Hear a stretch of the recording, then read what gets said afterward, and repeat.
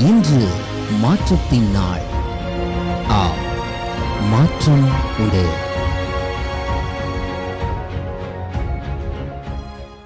ஆண்டவராக இயேசுவின் நாமத்தினாலே மாற்றம் உண்டு என்கிற தனிதின தியானத்தின் மூலமாக உங்களை சந்திக்கிறதில் எனக்கு மிகுந்த சந்தோஷம்.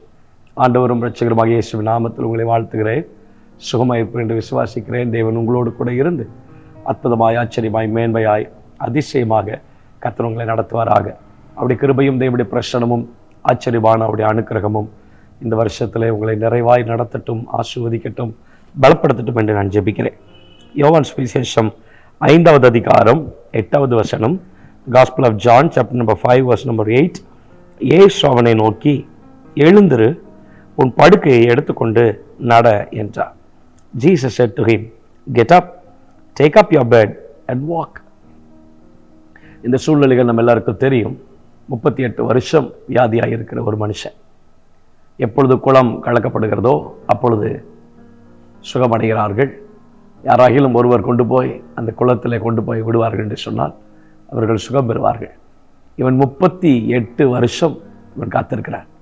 38 வருஷம் காத்திருக்கிற அவனை இயேசு அவனை சந்தித்த போது ஆண்டவர் அவனை பார்த்து சொல்கிறார், நீ சொஸ்தமாக விரும்புகிறாயா? அவனுடைய எதிர்பார்ப்பு எல்லாம் மற்றவர்களுக்கு நடப்பது போல நமக்கும் நடக்கும் என்று யோசித்து கொண்டான். மற்றவருடைய அனுபவத்தோடு தன்னுடைய வாழ்க்கையை ஒப்பிட்டு பார்த்து அவர்களுக்கு நடந்தது போலவே நமக்கும் நடக்கும் என்று யோசித்தார். ஆனால் வேதத்திலே ஒரு அற்புதமான ஒரு வார்த்தை இருக்கிறது. நாம் நினைப்பதற்கும் வேண்டிக் கொள்வதற்கும் மிகவும் அதிகமாய் செய்கிற ஆண்டவர், மிகவும் அதிகமாய் செய்கிற ஆண்டவர். அநேக வார்த்தைகளை நாம் ஞாபகப்படுத்த முடியும்.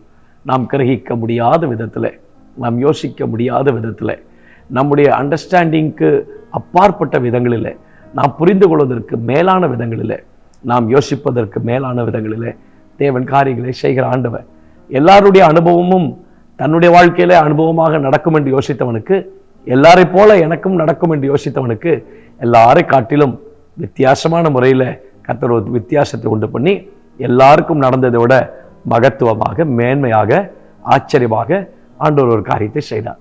தேவன் எப்போதுமே ஆண்டவரை தேடுகிற பிள்ளைகளுக்கு ஒரு வித்தியாசத்தை உண்டு பண்ணுகிற ஆண்டவர். ஈசாக்கு எப்படியாகிலும் ஏசாவை ஆசீர்வதிக்க வேண்டும் என்று யோசிக்கிறார். ஆனால் தேவன் யாக்கோபை ஆசீர்வதித்தார். எவ்வளவு ஆச்சரியமான ஆண்டவர் இல்லையா? ஒரு மனுஷன், பிசாசு பிடித்த மனிதன் ஆண்டவரிடத்தில் வந்து சொல்கிறான், ஆண்டவரே, நானும் உம்மோடு கூட படகுல ஏறி நானும் உம்மோடு சேர்ந்து வருகிறேன். ஆண்டவர் சொன்னார், இல்லை, நீ என்னோடு கூட வர வேண்டாம், நீ போ, உன் வீட்டுக்கு போய் எல்லாருக்கும் சொல்லுன்னு சொல்லி அமைதியாக அனுப்பி விட்டுட்டார். யோசித்திருக்கலாம், ஆண்டவரோடு தானே நான் வருகிறேன் என்று சொன்னேன், ஆனால் ஏன் அதை ஆண்டவர் தடுத்தார்? ஆனால் பின்பதாக நீங்கள் அந்த வசனங்களை வாசித்து பாருங்கள். 10 பட்டணங்களுக்கு அவனை கர்த்தர் ஆசீர்வாதமாய் மாற்றுகிறார்.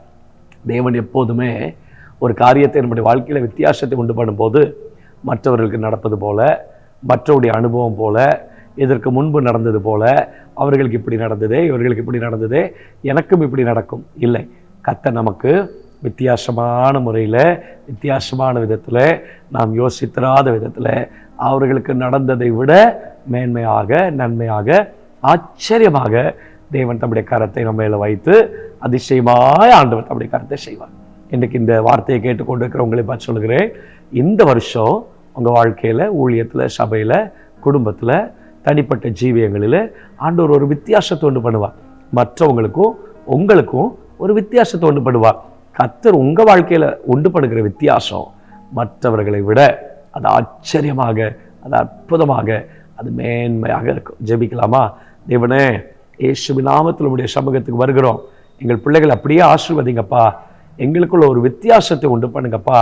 கடந்த வருஷத்தை போல அல்ல, இந்த வருஷத்தில் ஒரு வித்தியாசத்தை உண்டு பண்ணி கடந்த வருஷத்தை காட்டிலும் மேன்மையாக, ஆசீர்வாதமாக, கடந்த வருஷத்தை போல, அதுக்கு முந்தின வருஷத்தை போல இந்த வருஷம் எங்களுக்கு நடக்கும் இல்லைப்பா. இந்த வருஷத்தில் நான் மேன்மையாக, அதிசயமாக, ஆச்சரியமாக, மகத்துவமாக சில காரியங்களை செய்ய திட்டமிட்டிருக்கிறேன் என்று உங்களுடைய பிள்ளைகள் ஒவ்வொருவரோடும் நீ சொல்லுகிற வார்த்தைக்காக ஸ்தோத்திரம். அப்படியே நடத்தும். ஒரு வித்தியாசத்தை உண்டு பண்ணி தேவ கிருபையும் நன்மைகளும் கூடவே இருந்து வழி நடத்தட்டும். பெரிய காரியங்களை செய்யும். இயேசுவின் நாமத்தில் ஜெபிக்கிறோம் நல்ல பிதாவே, ஆமென். May God bless you. கடவுள் பேத்தியோ தைரியமாக இருங்க. ஆண்டவர் உங்களோடு கூட இருந்து ஆச்சரியமாய் நடத்துவார். ஆமென்.